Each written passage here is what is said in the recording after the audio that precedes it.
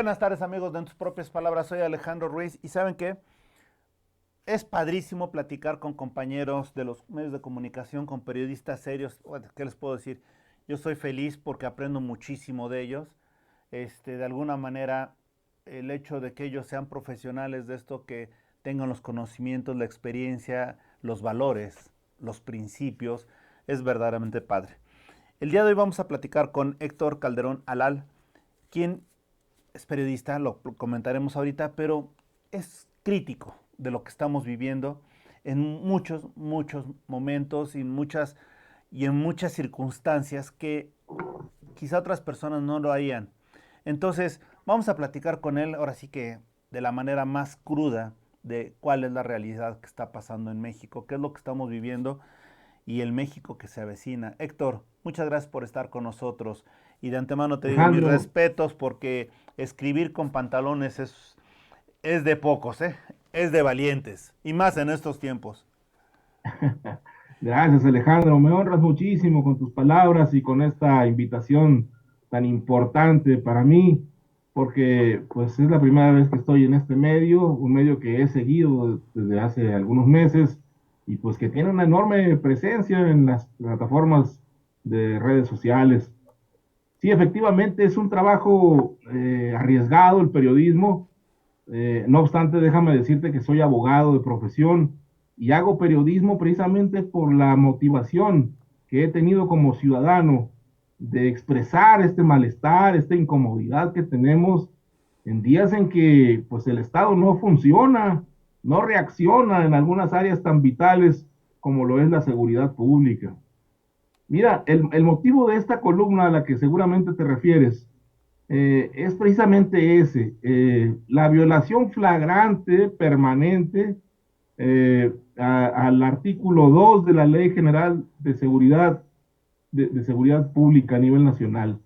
La violación flagrante al artículo 21 constitucional, en donde se obliga al Estado a salvaguardar los intereses, la integridad de la población. No lo está haciendo el Estado. Y esta inacción, pues definitivamente nos debe motivar a muchos o a todos a exigirle pues al gobierno que haga algo, porque pues para algo pagamos impuestos. ¿Qué tal si nosotros a cambio nos envalentonáramos, nos organizáramos y decidiéramos no pagarle al SAT? Fuera más o menos una acción equivalente a la que está haciendo el Estado ahorita al incumplir sus funciones, ¿verdad? Sus obligaciones. Entonces, el miedo propiamente es el elemento a vencer en este próximo proceso electoral de junio de 2024. Eh, Mira, seamos muy concretos. El país está polarizado, hay dos grandes bandos. Eh, Eso es producto del anarquismo que forma parte de la ideología de las actuales autoridades. Son anarquistas pacifistas, se dicen. Están en contra del uso de la violencia de cualquier tipo, de la que provenga del Estado o de la que provenga de grupos civiles. Pues sí, pero el Estado tiene una obligación fundamental, tiene el monopolio de la lucha contra el delito. ¿Quién va a hacer ese trabajo? No se les puede hablar como les hablan ellos, invocando a la buena voluntad de sus abuelitas o de sus mamás o de la chancla. Es imposible. Tenemos que ser muy objetivos y exigirle al gobierno, como debe ser, que haga su trabajo. Sin duda, fíjate, Héctor, hay cosas que me he quedado, o sea, pues, de alguna manera impactado de lo que está pasando. Por ejemplo, vámonos con los periodistas. Una periodista que llegó a la mañanera, se seguía perseguida desde Baja California, llegó Lourdes, ay, me parece que es Lourdes Reina. Melgarejo, Melgarejo llegó y dice, oigan, temo por mi vida y pues tú no te preocupes, casi casi chiquita, aquí vamos a estar todos bien. Y pues Sí, sí, de desafortunadamente Tijuana. no estuvo todo bien y se fue con un lujo de violencia impresionante. Posteriormente vemos otros periodistas que no se han ido, pero son violentados en todos los medios y en todos los sentidos. Y tal pareciera que ese famoso ¿cuánto gana Loret?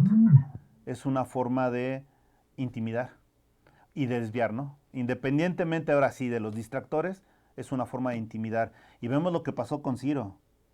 Y vemos, y podemos hablar de los decenas ya de comunicadores vinculados o personas vinculadas al periodismo que pues ya no están con nosotros. Y en ese sentido, ¿qué es lo que piensas? ¿No te da miedo de alguna manera hacer estos señalamientos? Descargo de la objetividad, el descargo de la objetividad, debo decirte que gracias a Dios conmigo no se han metido. A mí no se me ha limitado en ningún momento la libertad de expresarme. Eh, y soy muy cuidadoso con esto porque, te repito, mi actividad está más orientada al servicio público. Tengo militancia yo en otros partidos que no son precisamente el que está en el poder. Y creo que desde ahí se evalúa mi trabajo en gobierno, seguramente, pues están conscientes de eso. El tema es que, pues yo ejerzo un derecho constitucional consagrado en el artículo sexto constitucional, te digo, y no hay absolutamente ninguna carcoma en el sentido de haber violentado este derecho, de haberme aprovechado para ofender en lo personal, ni excederme pues en mis juicios. Pero bueno, el trabajo de los periodistas en general debe ser así también, debe ser mordaz, debe ser cuestionador en todo momento y retar la realidad, porque finalmente el gobernante no está para que se le aplauda, sino para que se le exija. Eh, Creo, te repito, que no he tenido yo afortunadamente ningún señalamiento hasta ahorita y espero no tenerlo. El tema es que pues no podemos permitir, no podemos quedarnos con los brazos cruzados, ni mostrar rasgos de cobardía como ciudadanía de aquí a la jornada del 2 de junio. Pongámonos en los zapatos de esta izquierda ahora en el gobierno, o pseudo izquierda. ¿Qué hubiera pasado si ellos fueran la oposición ahorita? Estoy seguro que hubieran tomado determinaciones de carácter cívico mucho más contundentes que las que se han tomado desde acá, desde esta oposición actual. Hubieran tumbado muchas puertas, no nomás hubieran tocado, las hubieran tumbado, hubieran exigido, hubieran hecho quemas, hubieran hecho plantones, exigiendo el trabajo pleno o el desempeño pleno de las funciones gubernamentales. En este caso, la inacción del gobierno en materia de seguridad, pues sí, ya está llegando a niveles excesivos. Lo que pasó en Guerrero, que es lo que denuncio en mi trabajo yo, es algo muy digno de corregirse desde el punto de vista civil. Mira, mira, mi querido maestro, los tribunales populares no existen en el mundo desde hace cientos de años. Bueno, existen en países musulmanes y en países fundamentalistas. La lapidación, por ejemplo, a una mujer en países musulmanes que mira al vecino o que se quita ¿Burka? el turbante, La burka. la burka, existe actualmente. Es una cosa absurda, pero existe gracias a que un tribunal popular ejerce la justicia y ejerce la ley en ese tipo de sistemas jurídicos. Es un absurdo, se le lanzan piedritas que no le quiten la vida a la procesada, a la imputada, hasta que le generen un daño, ¿verdad?, físico y se cumpla con la penalidad correspondiente. Existen otro tipo de castigos y otro tipo de pretensiones punitivas, pero es un absurdo lo que se practica en los países musulmanes. A eso equivalen los tribunales populares en el occidente. Un tribunal popular al que hago alusión en el comentario escrito que publiqué es el que se instauró hace más de 2000 años o 2033 años, según algunas otras cuentas, en el que un joven de Galilea fue juzgado por un tribunal administrativo local, porque ya el tribunal equivalente al tribunal federal se había lavado las manos y había dicho que no había delito contra la República Romana, fue el que lo condenó a la cruz, que era una pena mortal, que era el tormento más más brutal de la época de los romanos, y se le condenó a la muerte por faltas administrativas, por haberse manifestado en favor del amor, de la tolerancia, de la paz, del perdón.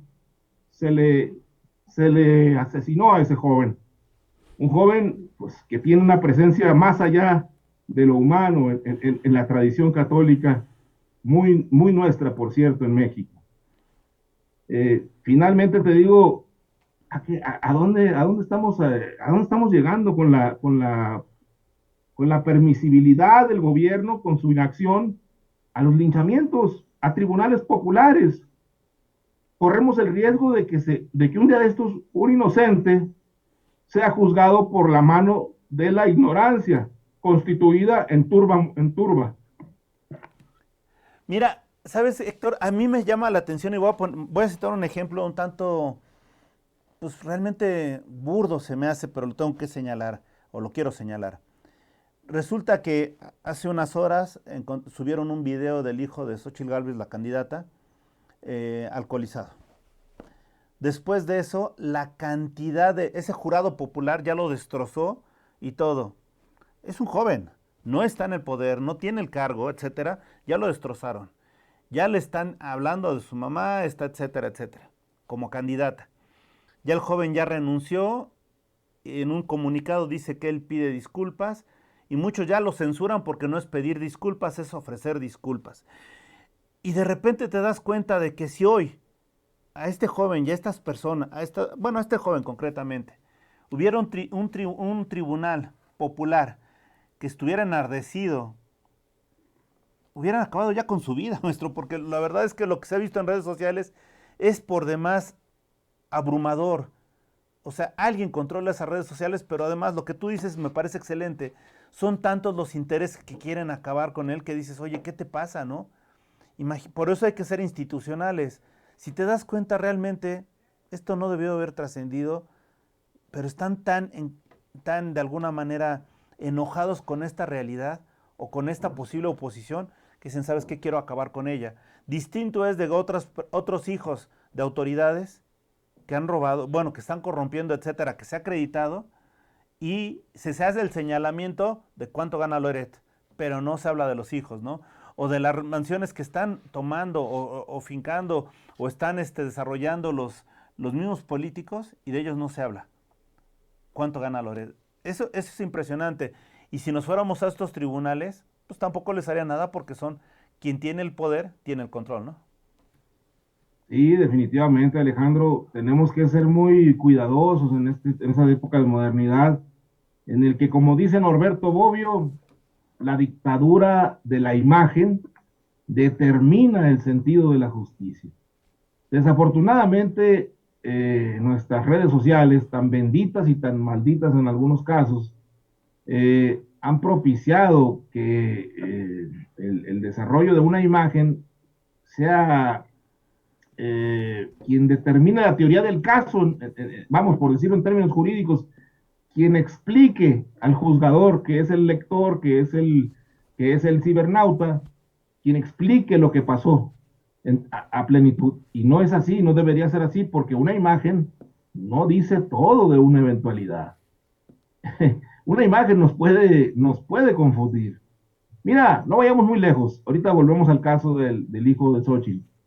Hace algunos años, inclusive cuando empezaba esta legislatura, a una senadora de Morena, por cierto, muy cercana a Marcelo Ebrard, de Guanajuato, Malú Micher, por algún error propio del ser humano, de ella como ser humano, involuntario, pues evitó, omitió ella quitarle la imagen al video en una reunión como esta de Zoom, mientras se desarrollaba la reunión parlamentaria. Ella participó vía Zoom, pero lo hizo desde el sanitario de su casa.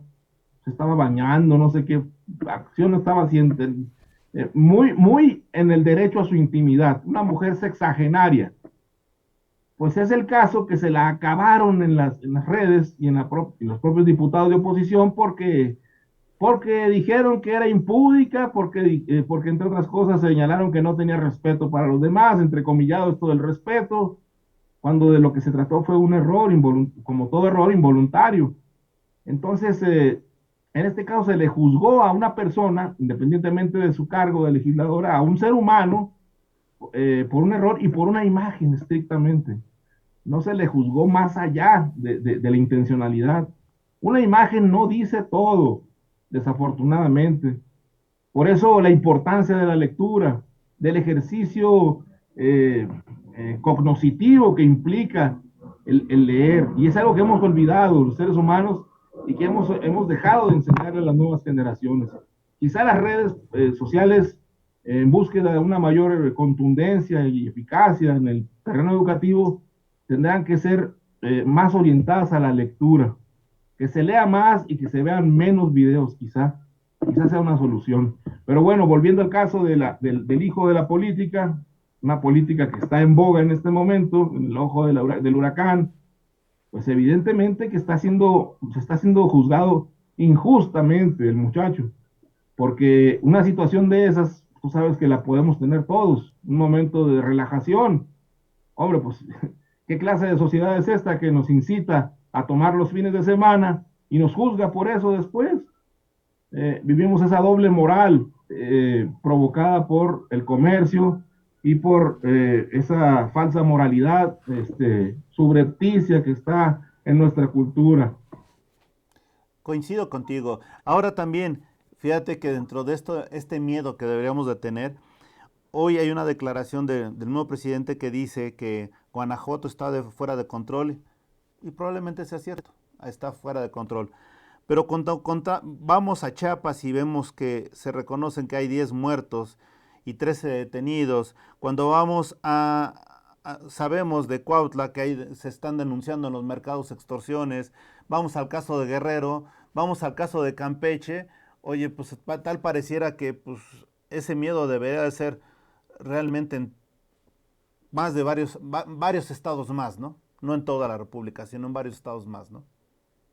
No, el diagnóstico, Alejandro, lo tiene muy claro el comando del Atlántico, el comando norte del ejército de los Estados Unidos, eh, que tú ya te imaginarás, controla el 30%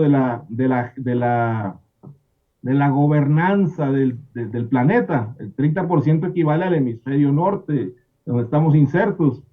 Él lo dijo, no recuerdo el nombre de este general, más del 30% del territorio mexicano está gobernado o está directamente vinculado a las decisiones de la mafia organizada. Pues eso es decirlo todo, son gente que tiene un diagnóstico muy claro de lo que está pasando. Eso fue a inicios del sexenio, quién sabe qué porcentaje sea hoy, si se ha incrementado. Lo que te puedo decir es que en entidades como Sinaloa, la vida ha cambiado mucho. Yo no vivo allá desde hace más de 7 años y no por otra cosa, porque me vine a hacer mi posgrado y decidí cambiar de vida, pero no tengo ningún problema en ir a mi tierra. El tema es que ciertamente no puedes andar tú por cualquier carretera. Eh, la imagen de periodistas que fueron materialmente detenidos en camino a Badiraguato, en una ocasión en que fue el presidente, es real. Los caminos estatales están controlados por los cárteles y no puedes entrar a cualquier poblado tú si no te identificas, si no dices a qué vas. Entonces, un sujeto armado con rifles de asalto automático, sin ningún uniforme ni ninguna furnitura, ninguna identificación, con un radio, pregunta al poblado que está arriba ya en la sierra, oiga, viene fulano y mangano del medio fulano, que lo dejamos pasar o qué. No, pues que sí o que no, o que a qué viene, o a qué hora se va a ir. A ese grado, a ese grado el nivel de control que se tiene de la vida en esas regiones del país. Y esto sucede de un tiempo a la fecha, no fue así siempre. Entonces, algo nos dice, están limitadas lo que eran nuestras garantías, anteriormente llamadas garantías individuales, hoy llamados derechos humanos, el derecho al libre tránsito, está materialmente comprometido por esta forma de gobierno virtual que tenemos, que no es precisamente la de las instituciones derivadas del orden constitucional. Y tenemos que hacer algo porque esto no puede permanecer así. Dios guarde, vamos a tener una tragedia cualquier día de estos que la vamos a lamentar.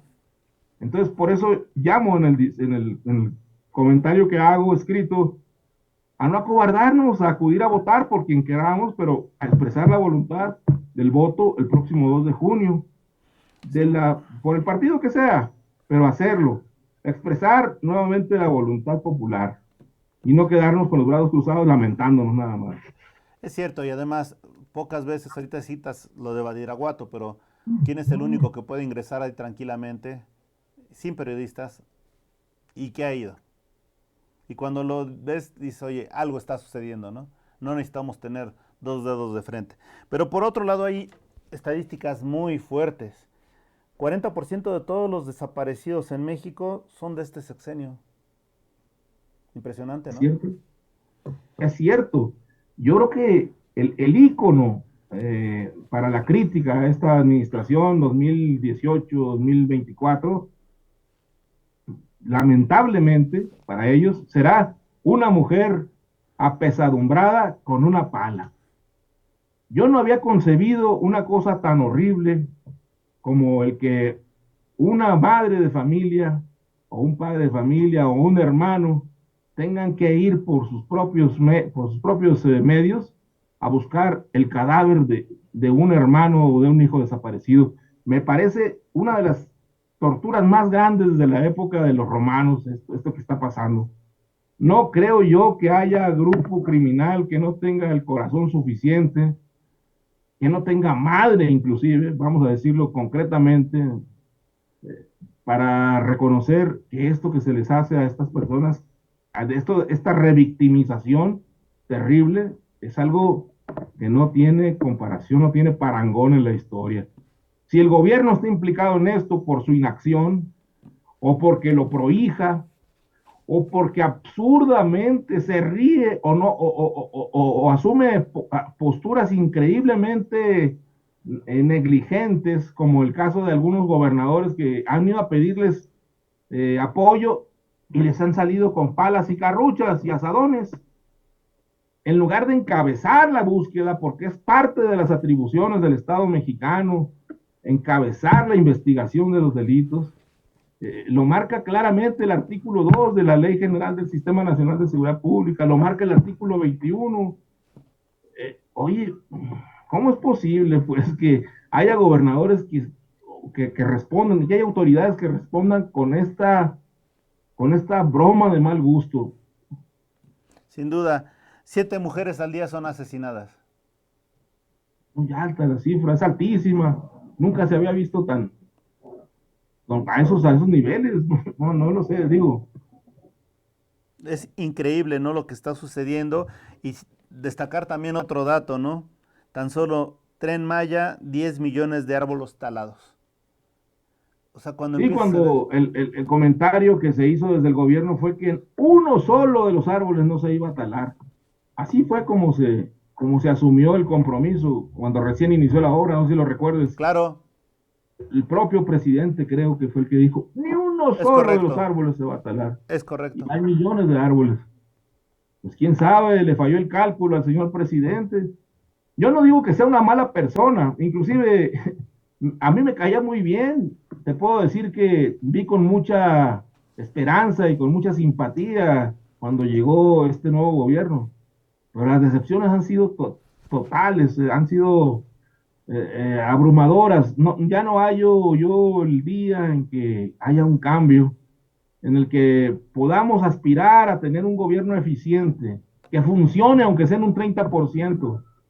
Eh, no hallo el día en que pueda yo circular por un camino estatal en mi tierra e irme al río, e irme a la sierra, e irme de cacería como lo hice en otros años, sin ninguna preocupación de ser asaltado, de ser despojado de mi vehículo, Dios guarde, o de ser atacado en mi integridad o en mi vida. La verdad es que no se puede vivir en un país donde no hay derechos humanos, garantizados. El Estado tiene esa función principalísima, que es la seguridad pública. Empecemos por eso. Es lo que no han hecho precisamente. Si algo no han hecho, es eso. Y tienen todavía la desfachatez de decir, no, tenemos avance en materia de lucha contra homicidios y contra delitos de alto impacto. La vida está muy bien, somos felices, estamos bien y de buenas, todo para adelante. Hay que construir un segundo piso a esto, que siga. No, no, no, ¿cómo que siga? Por Dios, tenemos que ponerle un alto a esto. Tuvieron su oportunidad, 6 años, muy buena. No, tienen que tener unos 6 o unos 18 años de banca para que maduren, porque no han aprendido y tienen que madurar definitivamente. Yo Héctor, sostengo que debe haber una alternancia inmediata. sin duda, Héctor, hay otro dato que es desgarrador. Cuando piensas que la educación es lo que va a salvar este país, un dato que es fuerte. 1.4 millones de niños no regresaron a la escuela después de la pandemia. Es real. El problema educativo tiene que ver más allá del tema de la pandemia, que fue indiscutiblemente un factor que alteró los resultados, pero tiene que ver otro más, que es la pésima propuesta que hay de nuevo modelo educativo desde esta famosa y autoproclamada cuarta transformación. No tengo odio contra los pensamientos anarquistas o anarcopacifistas o que se dicen de pseudoizquierda. Yo no soy un conservador, a pesar de que soy un crítico de esta administración, yo no soy conservador, yo soy un liberal. Y te puedo decir que soy un liberal de grado, sin abundar mucho. Pero el problema es que realmente meten en una sola bolsa, en un solo costal a toda la gente que sea enemiga, que no esté de acuerdo con ellos, y le dicen conservadores a todos, incluyendo a muchos liberales como yo. El caso es que, aún así, desde mi punto de vista, que no es, te repito, conservador, no estoy de acuerdo con esa apertura tan franca a los temas de la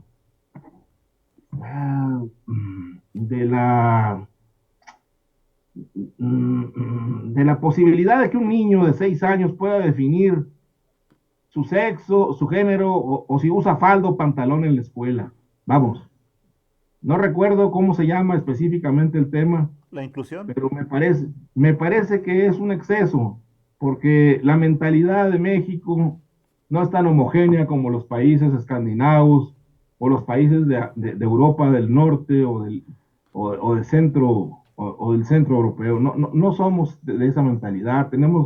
Necesitamos algunas generaciones de evolución para poder arribar a ese estadio donde la población tenga esa madurez, considero yo.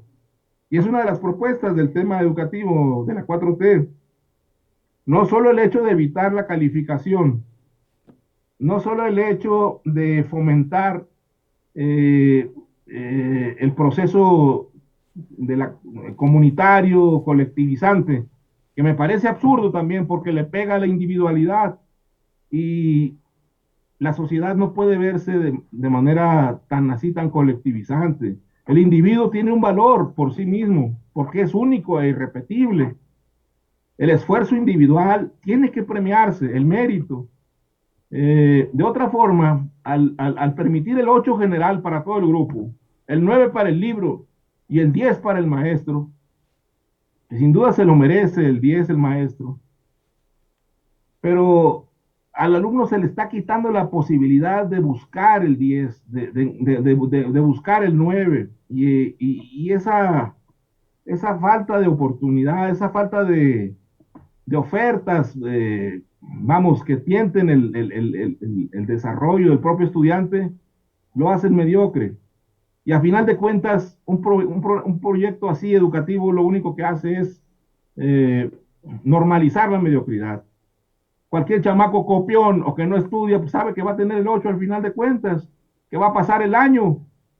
Entonces, ¿qué va a pasar con el que saca habitualmente 10? Dice, no, pues, ni siquiera le echo ganas.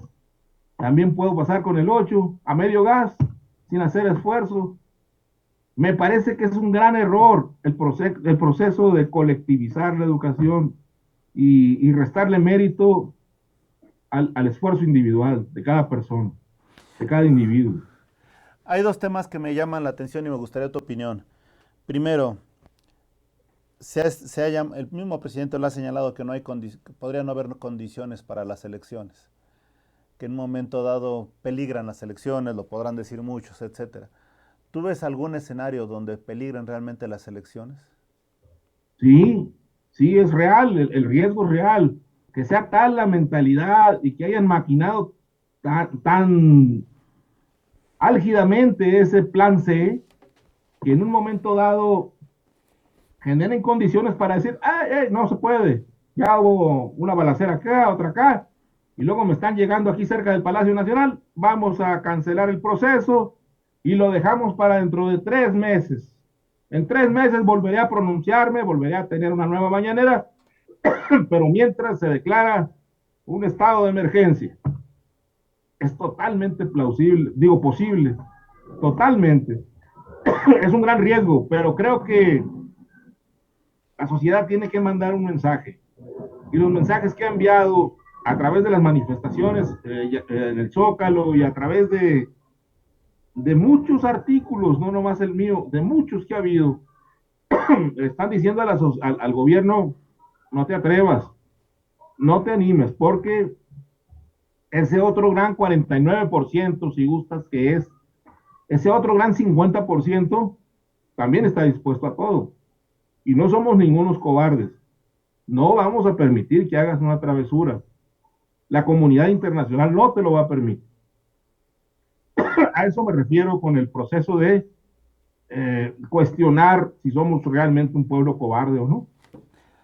Ahora bien, dentro de lo Perdón. que de la gran complicación que viene es que independientemente de quién llega, esta administración dejará adeudos por 17 billones, según fuentes de la Secretaría de Hacienda y Crédito Público. De repente, los que no íbamos a pedir prestado, pedimos. Los que no íbamos a hacer cosas, no íbamos a tirar un árbol, se tiran. Entonces, es brutal lo que se tiene lo que se va a incrementar o lo que en un momento tienes que hacer para generar condiciones económicas estables y seguir generando. La gran ventaja es que tenemos el nearshoring, pero pues cuando vienen todos estos problemas de incertidumbre económica interna, pues ya como que las ventajas no son tan grandes, ¿no? Y efectivamente es una de las grandes debilidades de este presidente y de este gobierno. Haber dicho una cosa y no hacerla, hacer lo contrario. Cuando se jactaba de ser un hombre tan honesto y tan puntualmente respetuoso de los dineros públicos, había prometido que no iba a endeudar como lo hicieron los neoliberales, los Chicago Boys que llegaron al gobierno y que tanto le duele a través de esos últimos 30 años de campaña que ha tenido. Lo más lacerante para él es acordarse de los Chicago Boys y de los monetaristas que llegaron desde Miguel de la Madrid al gobierno y que lo despojaron a él de hacer una carrera política en México. A él y a Porfirio y a Ifigenia y a todo el grupo aquel que tuvo que hacerse a un lado y formar el PRD. Primero como la corriente democratizadora del PRI, y luego como el Frente Democrático Nacional, y luego como PRD, y ahora como Morena. Pues mira qué chistoso, resulta que resultó ser mucho más manirroto el presidente, ya en funciones, el López Obrador aquel, tan puntualmente honesto y cuidadoso de los dineros públicos, ahora resultó ser francamente un enemigo de la racionalidad económica, ¿no? Teníamos 10 mil millones de dólares de deuda, o lo equivalente a 10 billones de dólares, y ahora tenemos 17 billones de dólares. Oye, no le bastó el hecho de que sustrajo dinero del sector salud, al que no le invirtió nada, y dejó a los niños morir de cáncer materialmente y a muchos otros sectores. No le restó el hecho de no haber operado las guarderías infantiles. No le bastó el hecho de haberle quitado toda la inversión, la seguridad pública, porque no se ha invertido un solo peso como es debido en seguridad pública en corporaciones locales y estatales. No le bastó el hecho de haberle quitado todo el dinero a tantos sectores. Vamos, el fondo que se tenía de contingencia, que se lo acabaron también, no le bastó ese hecho. Todavía pidió prestado y nos endeudó casi al doble. Esto es un absurdo, esto es terrible. Un gobierno así no puede seguir. Y somos Yo soy, austeros, ¿no? En plena austeridad franciscana. y en plena autoridad franciscana, que para muchos sectores y para muchos de los mexicanos se volvió una, eh, vamos, escaló de austeridad republicana a una miseria franciscana. Por otro lado, oye, megafarmacia, salud como en Dinamarca, Dos Bocas, Tren Maya. Cuando hablábamos de Calderón, hacíamos el señalamiento de la estela de luz, que era la estafa de luz. En este momento, ¿cuántas estelas de luz conoces o te recuerdas de este sexenio?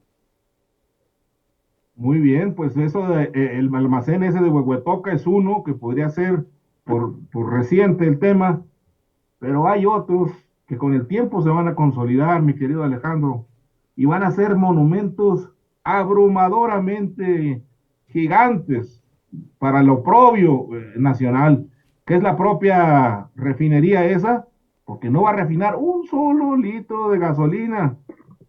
Estoy convencido yo también. Tengo razones para afirmarlo. Igual, pues este aeropuerto aquí en el Valle del Mezquital, que difícilmente podrá solventar las necesidades accesorias para un aeropuerto como el de la Ciudad de México. Tarde que temprano tendrá que construirse el de Texcoco, y no es un deseo personal, es una realidad. Esta es una gran capital, este es un gran país, ocupamos un hub. ¿Dónde se va a hacer? Pues donde está ya la instalación. Que el lago de Texcoco, ay Dios mío, pues es que hay muchos mitos en torno a lo que es un lago. Eh, el lago de Texcoco dejó de tener una vida, vamos, una vida for, constante, por decirlo así. No soy un especialista, pero tengo entendido que no es como tal, no tiene, no tiene una vida inundada constante. Se puede habilitar el terreno para que sea un aeropuerto como tal. Y vamos, se pueden construir aeropuertos en el mar, que no se haga en un terreno como ese, que no siempre tiene agua. Pero bueno, lo de menos es eso, caer en especificación. Y a mí lo que menos me importa también es defender a los inversionistas. Lo que digo es que por capricho no se puede gobernar. Y este fue un capricho de oponerle resistencia a un grupo de la sociedad. No me interesa defender a un grupo ni a otro, ni al gobierno, ni a los inversores, te repito. Pero si es por capricho, está mal. Sí, por cierto, más en una precisión, bueno, más que una precisión, un señalamiento de que asesinan a 22 niñas cada mes en este sexenio. O sea que es increíble lo que está sucediendo. Otra de las cosas que me están haciendo énfasis es que de repente dices, ¿de qué partido Morena estamos hablando? Si estamos viendo constantemente que todos los que estaban en el PRI, en el PAN, etcétera, se están yendo, ¿no? Hablan de un Corral que era del PAN y que era gobernador del PAN, que ahorita ya es parte de Morena. Hablan de gobernadores como un Murat que estuvo en el PAN, perdón, estuvo en el PRI y ahorita ya es Morena. Dicen, oye, ¿de qué se trata? ¿De realmente contra quién estamos? ¿O qué es lo que de alguna manera predomina en Morena? ¿Las personas que crearon el partido o los oportunistas que están llegando? Ciertamente me tocó criticar lo que pasó en algún momento en algunos estados, particularmente en Oaxaca con Murat Jr. y en Sinaloa, fenómeno del que tengo un poco más de conocimiento porque viví directamente en algún tiempo la actividad política. Y sí, efectivamente, es muy triste ver a los que fueron fundadores de ese movimiento, primero como provenientes de partidos clandestinos, cuando no tenían registro, muchos de ellos maestros universitarios, líderes sindicales, después congregados en lo que fue el famoso PRD y ahora en Morena, que no tienen cabida en la toma de decisiones del partido, mucho menos acceso a candidaturas y a puestos directivos. Es muy triste verlos como de repente ven que una persona que va llegando como tránsfuga del PRI, sobre todo, o del PAN, de repente ya sea digno de ser candidato a algo. Oye, pues ¿dónde quedaron 20, 30 años de haber sido perseguidos, de haber sido marginados por el gobierno? Nosotros vivíamos en la clandestinidad, me dijo uno de ellos una vez, un gran maestro universitario de la UAS. Fuimos clandestinos, vivimos a salto de mata por instaurar una nueva forma de expresión política que se nos fue reconocida ya en los 70, dice, con Reyes Heroles a finales de los 70, y fue entonces cuando pudimos sentarnos en una plazuela a organizarnos deliberadamente a la vista de todo el mundo. Y ahora llega este muchachito, dice que tiene algunos 10, 12 años figurando en los medios y como priista también dinástico, que llegó por la vía dinástica, pues es hijo de otro político priista. Y mira, nos viene a desplazar a nosotros, me decía te repito, un maestro universitario en Sinaloa. Pues sí, es bastante triste, le decía yo. El ejercicio este ha servido para depurar también los institutos políticos. La partidocracia requiere, estoy convencido yo también, de una buena sacudida, de una buena renovación en términos generales. Si se va a seguir un sistema de partidos, tiene que ser bajo reglas más estrictas de lo que es la militancia, de lo que es la figura del cuadro dirigente, etcétera. Sí debe haber una reforma para la vida interna de los partidos y evitar eso que se llama ¿qué le llaman? El chapulineo, El famoso, que no es chapulineo. otra cosa, chapulineo, que no es otra cosa más que brinquen de un lado a otro inmisericordiamente los políticos nomás por conveniencia, Oportunismo pleno, ¿no?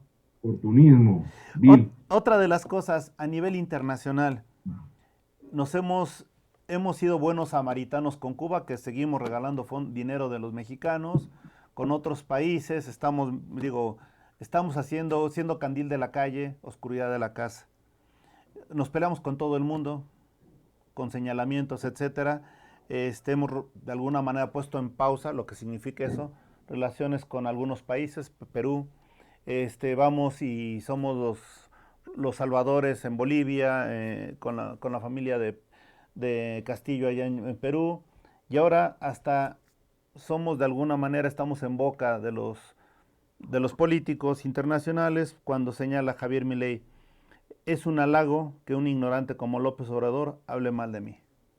¿Qué opinas de esa política internacional? Bueno, si algo caracterizó a la política, al servicio exterior mexicano y a la política exterior de este país, fue que fuimos prudentes en todos los sentidos. Buscamos la forma de evitar el conflicto y de ser solidarios con todas las causas posibles. Eso nos permitió mantener una divisa de respeto al interior del concierto internacional de las naciones. Hoy es diferente, hoy somos proclives a apoyar y a no apoyar a otros que nos conviene según el punto, según el nivel de orientación ideológica, ¿verdad? Es, es, es comprensible, es quizá eh, signo de los tiempos. También muchos países de los llamados gobiernos con gobiernos neoliberales han sido más diáfanos en su apoyo a ciertas causas, a ciertos países y a otros no. Eh, Quizá en los tiempos de panismo fuimos también más diáfanos y tuvimos un servicio también diplomático que apoyó a ciertos países y a ciertos no. Fuimos capaces de definirnos contra el totalitarismo, contra algunos países donde se practican gobiernos centralmente planificados, sobre todo, y tiranos, hasta cierto punto, fuimos claros. Creo que hubo enfrentamientos desde los gobiernos panistas a Cuba y a Venezuela, deliberadamente. Está bien, es signo de los tiempos. El tema es que cuánto nos cuesta en estos tiempos de austeridad sobre todo de austeridad republicana, propiamente, cuánto nos Franciscana. cuesta ser generosos con países como Cuba, con El Salvador, con otros más. Estaba viendo yo el tema de la compra de balastro y me parece un absurdo haber pagado tanto dinero por esa piedra que no sirvió, a final de cuentas, la piedra que va en el riel para el Tren Maya. En fin, Sí, aquí nada más agradezco a la producción que me está pasando unos datos que dicen costo del nuevo aeropuerto internacional de la Ciudad de México era 285 mil millones de pesos. Costo de cancelación 331 mil 996,517 millones de pesos. Costo del AIFA inicial 70 mil millones, costo final 115 mil millones. Al final, suma estas cantidades, es brutal lo que hemos gastado en algo que no es un proyecto viable. Pero y te repito, fue por capricho, porque se actúa por capricho, con la víscera. No hay planeación, no hay orden, no hay método, y esas son formas de actuar de los anarquistas, en contra de cualquier positivismo, en contra de cualquier orden formal, institucional. sin duda. Yo estoy en contra de los anarquistas por esa razón, porque se actúa, te repito, con la víscera. Excelente. También me hacen otro señalamiento que se saquearon las arcas de Banjico para enviar a Cuba 20 mil millones de dólares, vehículos, equipo médico, celulares y millones de litros de combustible. En fin, digo, podríamos llevarnos otros 3 programas de esto, pero no es el propósito. Pues te agradecemos Pero mucho, Héctor. Perdóname. perdón, valdría la pena decir que en Cuba algo se cocina. Yo no creo que se vaya a ir a Palenque en caso de perder o de ganar el señor presidente. A lo mejor tiene un lugar asignado en la República Popular de Cuba, ¿verdad? Donde va a ser tratado como él se merece. Por eso la generosidad, quizá, ¿no? Es probable. Buen punto. Muy buen punto. Será su año sabático, sus años sabáticos o de retiro, como quieras llamarle. Pues Héctor, te agradezco muchísimo esta charla abierta, franca. Nuevamente, pues no hubo miedo, tenemos que vivir por México y ser cívicos. Héctor, finalmente, en tus propias palabras, ¿quién eres? Un ciudadano que batalla con la vida cotidiana, que batalla para trasladarse de un punto a otro en esta ciudad de México tan conflictiva y sobre todo que ha perdido esa magia, ese atractivo que tuvo durante muchos años de ser una gran capital mundial, porque mmm, se ha vuelto una ciudad tercermundista, desafortunadamente. Hemos perdido esa magia como capital y batallo día a día para poder recobrar aquello que me tenía atado a la Ciudad de México, para prepararme para salir adelante, sobre todo, como un buen hombre aspiracional que soy. Excelente. Bueno, esto está prohibido, ¿eh? Ser aspiracionista, aspiracional. Y nada más, yo te pido de favor que te agradezco mucho y nada más que cuando duermas temprano te despiertes y recuerdes que con tus impuestos se van a pagar las deudas del nuevo Aeropuerto Internacional de México, las contraídas por Dos Bocas, las contraídas por el Tren Maya, las contraídas por bueno, los apoyos que les van a dar nuestros hermanos de otros países. O sea, tenemos mucho por qué trabajar, Héctor. Entonces, por favor, sé cívico y sigue pagando tus impuestos. Así lo haremos. Muchas gracias, mi querido Alejandro. Muchas gracias, Héctor. Y pues gracias a ustedes que nos han visto, han compartido este programa y está con nosotros. Y son vivencias del México que estamos viviendo sin miedo. Hasta la próxima.